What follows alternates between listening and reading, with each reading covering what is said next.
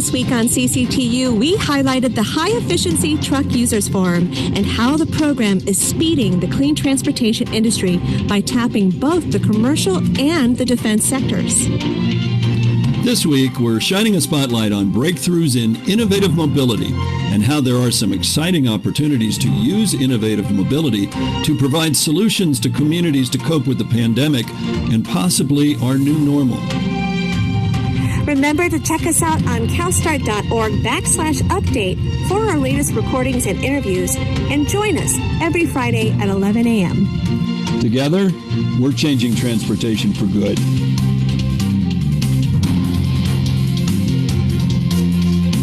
Well, hello again and welcome. So good to be with you again on this Friday for CCTU, our Clean Commercial Transportation Update. And we are indeed trying to change transportation for good. With this program, we're trying to also keep everybody up to date and connected on industry trends, tools, and updates. We hope you're healthy and safe from wherever you're joining us from the U.S. and around the world. Such terrible fires across the American West. We hope you and yours are safe. I'm Bill Van Amberg, along with my colleague, Alycia Gildy. We're your hosts for this week's CCTU. Alex Gatas is at the controls this week and in charge. Casey Okazaki is monitoring chat and questions for us. Please do share your questions and we'll do our best to get answers to you, whether online or off. Great rundown today. Besides our regular news stories, we're also taking a spotlight on innovative mobility, Alycia. That's right, Bill. Hello, everyone. Happy Friday. We are excited to introduce quite a lineup for today's program. Talking about innovative mobility, we're going to start off with our very own Barbara Jacobson, who's organizing and running California's Clean Mobility Options Program. We're going to get an update from her on how that program's progressing. Then we also have our Director of Innovative Mobility at CALSTART, Ryan Schuchard, is going to be talking about a theory of change for innovative mobility. And I look forward to hearing about those great ideas, Bill. Yeah, we really want to grow this program, and it's exciting. We've got Carina Fortuna also coming on from our East Coast office, our senior project manager doing a lot of our work there, and she's going to talk about mobility hubs. What are they? How important are they in terms of being the connective tissue in innovative mobility? So really excited about that. That's right, Bill. Well, and we have a poll to start things off as we usually do, and wanting to get an input from all of you on where do you see the opportunity with innovative mobility during this pandemic? Where do we anticipate some really good uptake? So looking at the potential of mobility hubs, e-bikes and e-scooters, autonomous EV shuttles. How about reallocating streets? What would you say are the top selection for options for innovative mobility? Yeah, those are interesting selections, and I think mobility hubs I'm just hearing more and more about. So I am excited to hear what Carina has to tell us about that. That's right. Well, Alex, let's see the results of that poll. All right. Well, and I think actually, and there was a little bit of an error in our poll here, but it looks like we're anticipating certainly a growth in electric charging infrastructure. I think that's going to be key as we're looking at ways in which we can drive innovative mobility with electrification, followed by the use of e-bikes. And then I think after that, mobility hubs. So it'll be great to hear from Carina on some great ideas there. Sure, it will be indeed. And by the way, we're getting some shout outs from friends of ours from Canada who have joined. So truly, we do have a great international audience, which we really appreciate. Well, let's move into the news items this week. We have a heavy load, particularly around innovative mobility topics. Really a big one that a lot of people have been talking about, and that is Lyft and Uber. They had been threatening to shut down in the state of California because of a new Assembly Bill number 5 in this state that was requiring gig workers to actually become employees of those two ride-sharing services. They had threatened to shut down, but they got a court order that allows them some extended time to comply with that new law. Very interesting there. When it comes to these ride-sharing services, CARB is proposing that they really need to become electric as they go forward. So one of our stories this week is really looking at ride-hail miles needing to become more and more electrified. And Alex, if we could move to that next slide.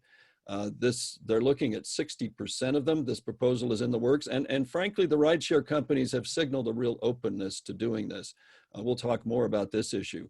In broader news in clean commercial transportation, Peterbilt is now ready actually to take orders and start deliveries by the end of the year for their new 220 EV, a class 6 or 7 truck that is electrified. This is really exciting news to see Peterbilt moving out with that product.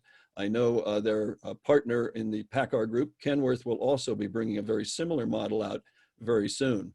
Also, Navistar has opened a whole new center in Michigan for e-mobility. They call it their next e-mobility center, and this is where they'll be doing all their development work for electrified trucks as well as their school bus work.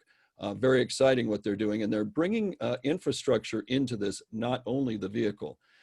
Well, there's a new study out from Woods Mackenzie that says this sector of e-trucks is really going to expand exponentially by 2025. They're looking at a growth to over 50,000 vehicles across the US alone, which is a pretty phenomenal growth from, say, around 2,000 today. One of the things they see as supporting that is continued financial incentives to help fleets buy those first vehicles. Also growing at a fast pace, e-bikes. We'll be talking more about this today, but electrified bikes, partly driven by the pandemic, are selling out, not just in the US, but around the world, but people are starting to really make use of them. Interestingly, very similar to how people have started to make use of remote work and seeing, you know, that actually does work for us. As people start to plan for what to do, San Diego's got a very innovative new transportation plan, $177 million they're putting into it, but it's really aimed at completely shifting how transportation works in the San Diego region. It will promote mode shift, shared transit, mobility solutions, including mobility hubs. A really interesting vision for the San Diego region.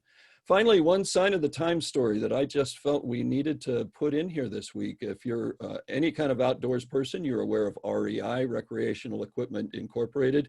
They've been a co-op where people can buy equipment for a long time. They had just finished a huge new headquarters in the Seattle area and then have now decided to abandon it because of remote work following the pandemic. They're going to be selling off the property, doing all their work with remote employees.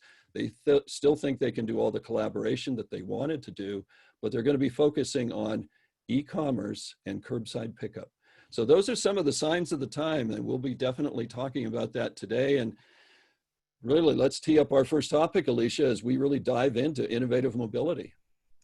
Thank you, Bill, and wonderful lineup, and really incredible all these stories and what's happening in the innovative mobility space.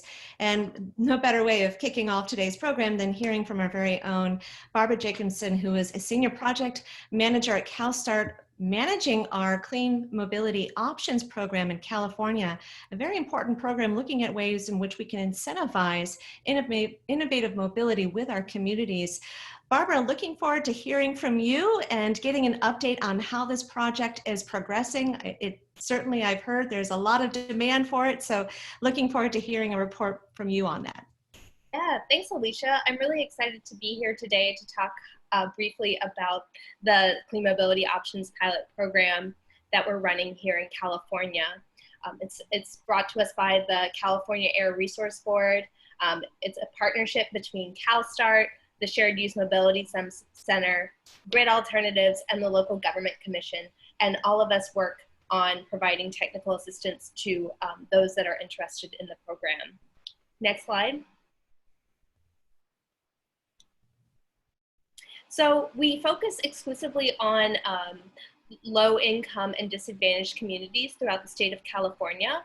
And there are two types of vouchers, and they are on a first come, first served basis. The first of which is a community transportation needs assessment voucher. And this is really an important component because it provides communities the funding up to $50,000 for identifying the needs of transportation gaps in communities. And note that the window did close on June 2nd of 2020, and the awardee announcement is coming soon. However, we are opening up our mobility project voucher funding on October 20th of this year. It's very exciting. There's up to $1 million per project to fund the planning, development, and implementation of all sorts of clean mobility options that are selected by community residents through needs assessments. And there is a $2 million set aside for tribes.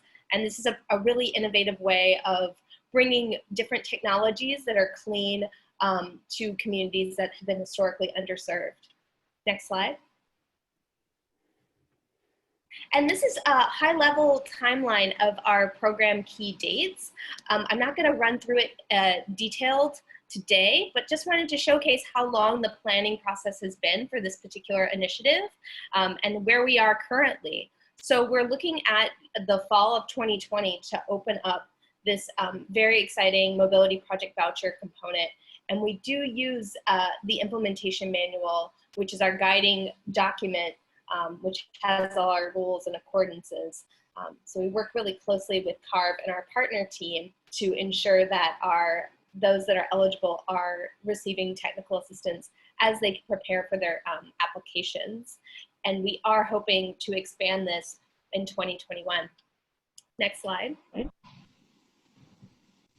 And just so you all are aware, this is a eligibility map. Pretty high level. We use the Cal EnviroScreen 3.0 guidance for disadvantaged communities, as well as AB 1550 for low income communities. And as you can see, the tribal entities that are called out on this map. And note that this is, these are just on AB 1550 or SB 535 areas. Next slide. Thank you. Great. Well, thank you so much, Barbara. And don't leave us quite yet. I have a question for you. Yeah, stay with us, Barbara. Stay with us.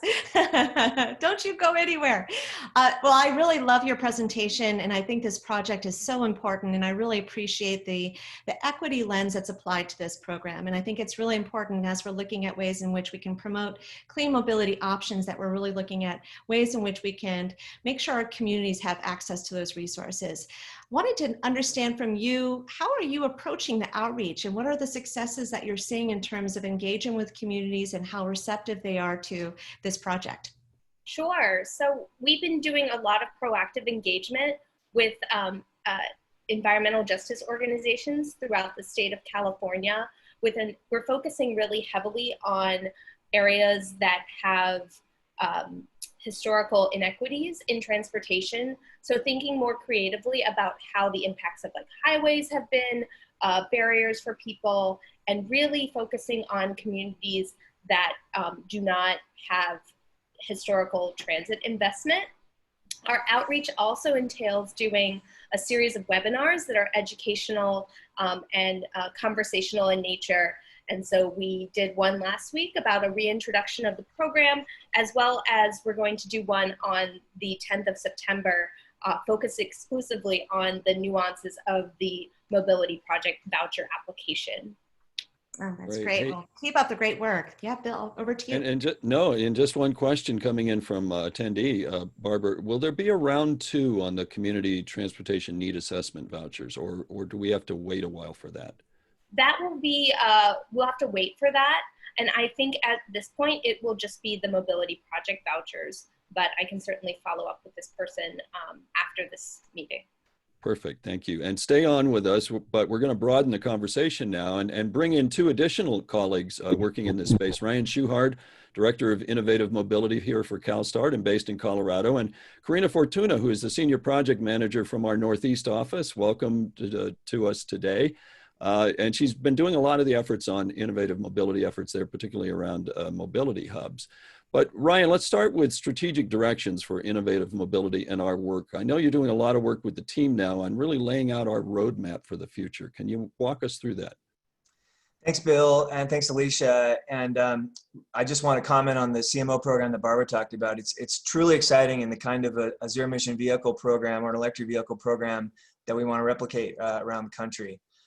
Some other things we've been working on, just on that note this year, is the Connected and Automated Transit Users Forum, which is an effort to create a purpose-built, slow-moving, automated electric vehicle with transit agencies throughout the country, and lots of other things, including developing a multimodal transit system for payment integration with SARTA and other agencies in Ohio, working with a number of our members, including NetLift, VIA, Coaster, and Envoy, to develop projects. And we have some unfolding activities in the East Coast and Colorado that we can say more about soon.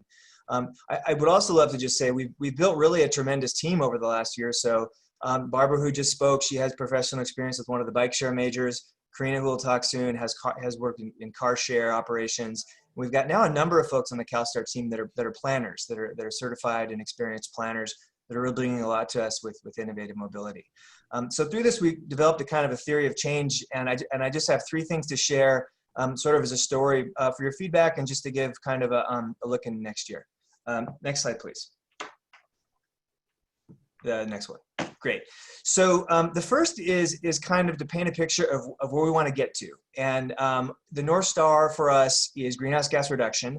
And this is greenhouse gas reduction that is done in addition to switching all internal combustion engine, at least passenger cars, to ZEVs. So we think we can do 1/4 of GHG emissions cuts in addition to that if we do it right. What does it look like if when we get there? It's a number of things. It's dramatic growth in U.S. bike commuting, increasing 10x in the U.S. and other countries. It's profound adoption of demand-responsive, public transit-oriented mobility on demand.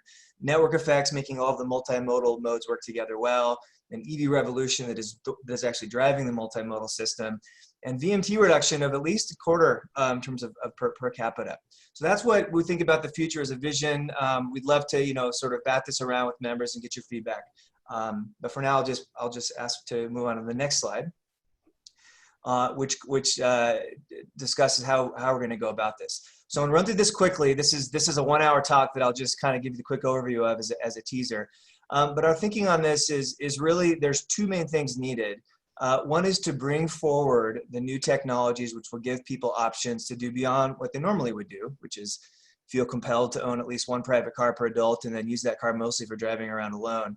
And to do that, our job is really, it's got a few components.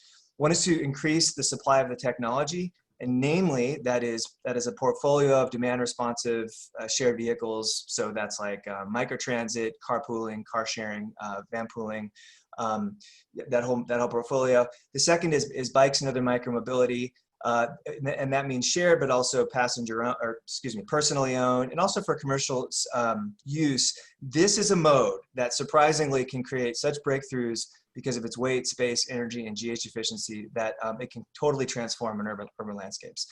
So that's more options. The second thing is to electrify everything. And that's both with respect to actually electrifying the modes, but then also using the ZEV, all of the ZEV investments happening, all of the smart minds working on ZEVs to use the investments to encourage innovative mobility modes first.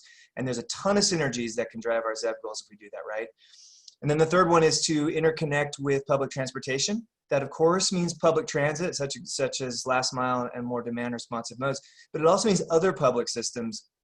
For example, public agencies adopting innovative mobility modes first, commute, powering the daily commute with which MPOs and other public agencies care about with innovative modes, and others. So that's kind of the story of bringing the technology forward, where CalSTART is going to focus. But I also just need to say that it is important we recognize there's a big other thing that needs to happen, and that's to change the economics of transportation so that people don't have to travel as far between the places where they need to be, so that we have a strong public transportation background to support all of this, and so that we can reform the current public incentives, which are pretty dominantly focused now on making it nearly free for cars to pollute, use public roads, and park in public spaces, and to better align our incentives with mode shifting objectives.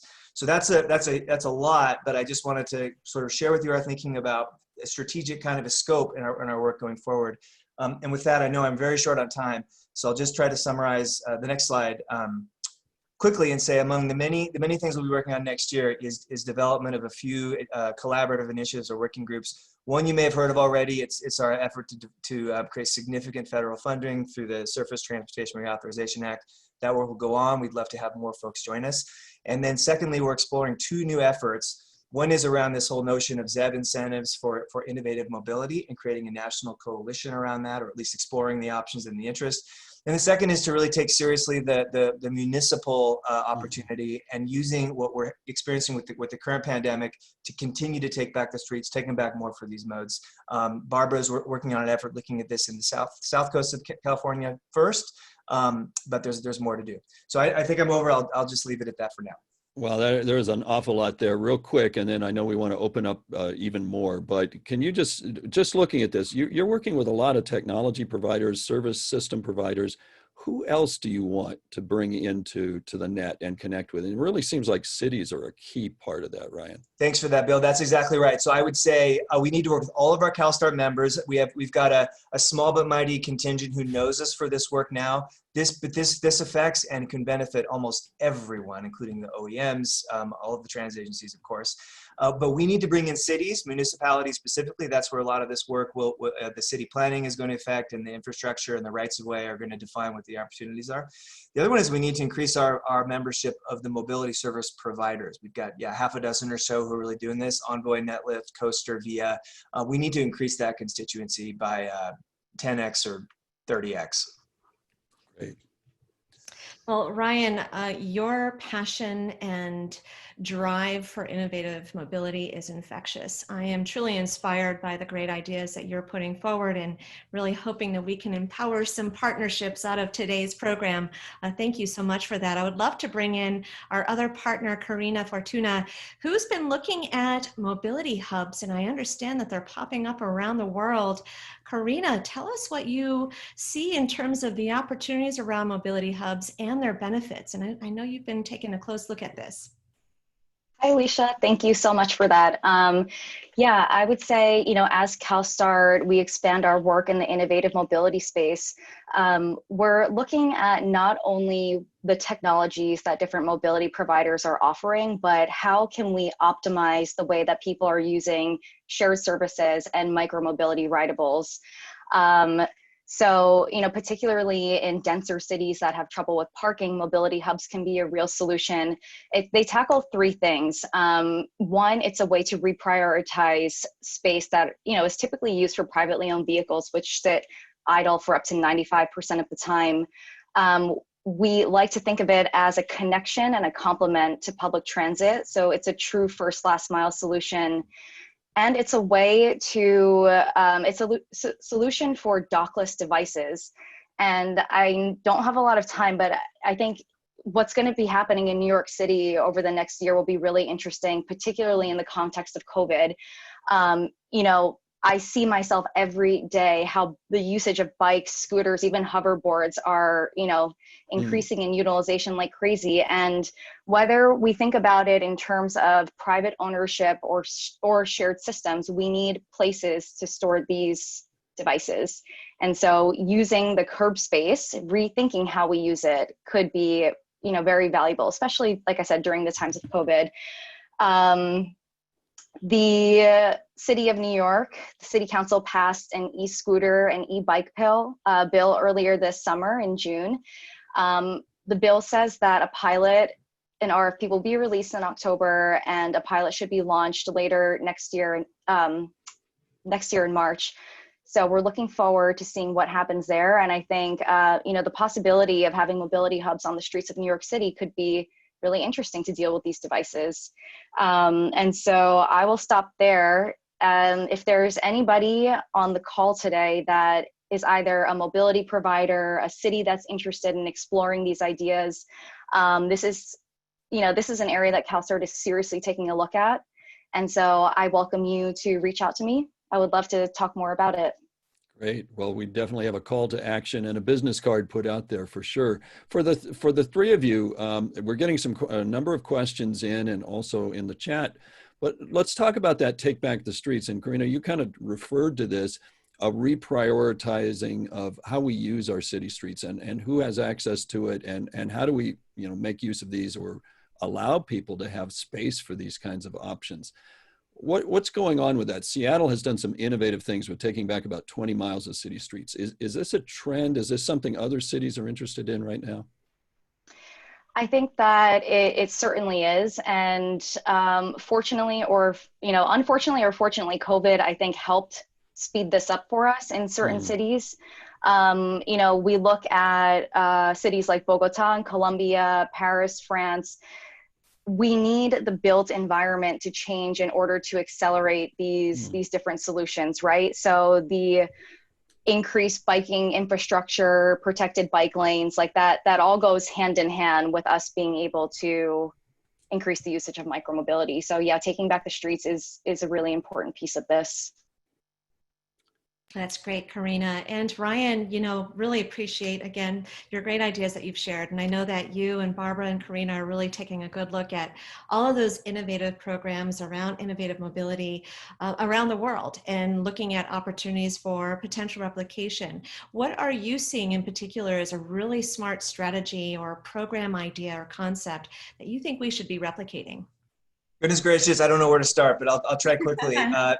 This Clean Mobility Options Program is one of the most innovative EV incentive programs out there.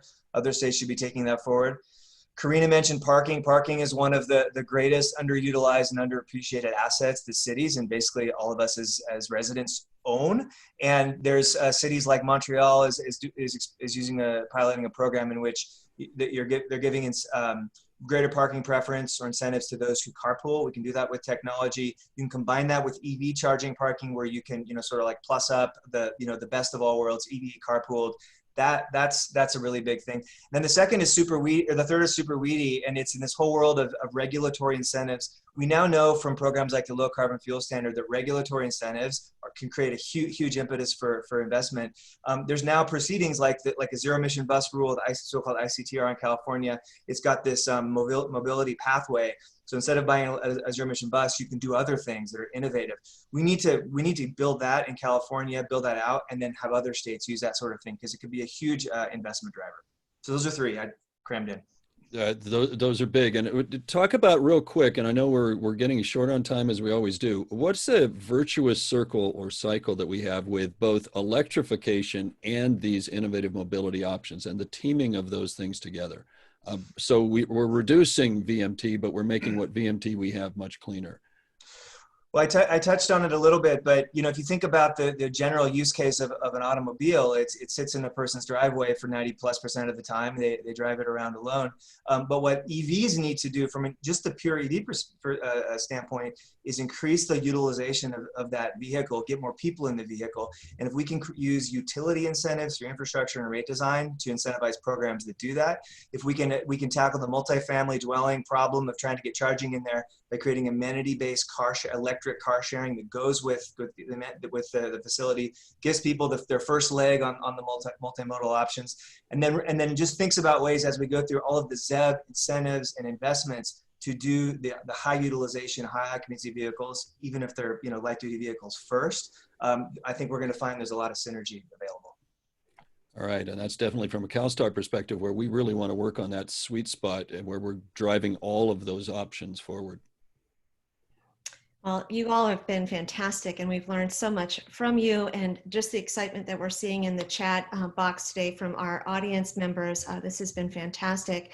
And for our partners who are listening in today, if you've asked questions that we haven't gotten to, we will make sure to get back to you on good answers, and we'll work with our team here to make sure that we respond to your good ideas and your good questions. We do have another poll that we want to bring up real quickly just to get a pulse of your reaction to our discussion today and where you see some really important opportunities of where we can make an impact with innovative mobility. Where can we make the biggest impact with innovative mobility? And you've heard some of these really great ideas that Ryan has expressed today. So federal incentives for clean mobility. Second, how about state requirements for zero emission vehicles by shared mobility options? We heard that CARB's looking at this for 2030.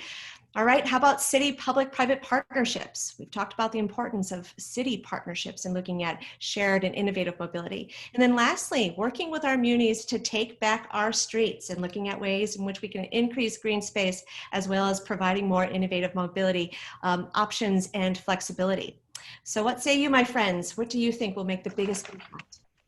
It's really interesting looking at that list. I felt like I had such an opportunity with COVID to really reclaim the streets, and I worry that we may be losing that momentum. So I'm really happy our team is so focused on this. Me too. Well, it looks like, thank you everyone. The poll results here say that city public and private partnerships are probably the top most important impact we can see, followed by state requirements for ZEV adoption. And then I would say there's pretty much a tie between federal incentives and then working with munis to take back those streets. Thank you everyone for your participation. Great feedback. And great to have our innovative mobility team here. They're really building quite a capability, and it's exciting not only to work with them, but we really encourage all of you to work with them. And that's why we were so happy to have them on today. But sadly, we are at the end of our time for CCTU for another week. Remember, we do post each week's edition up on our website. So check it out if you wanted to follow something you missed. Ryan went through a lot of material there pretty fast, so you can go back and run him in slow-mo. Also, if you'd like to refer or tweet it to others, please do. At CalSTART update is our handle. Remember, next week, we're going to be looking at some really exciting new activities, not just in news and trends, but we'll get the latest information in a deep dive interview with the Army's Future and Concept Center. The Army, for its own reasons, is also looking at electrification and how to drive that faster. So that should be really exciting. That's next week on CCTU. For now, though, that's it for this week's edition. For Alycia Gildy, our whole clean commercial transportation team here at CalSTART, and our innovative mobility team who has joined us, I'm Bill Van Amberg. Be safe, stay healthy, and really take care of yourself and take care of others. It's tough times out there right now. Also, stay more connected than ever. We're going to be here right next Friday at the same time for CCTU. Make Friday your CCTU day. Until then, have a great weekend.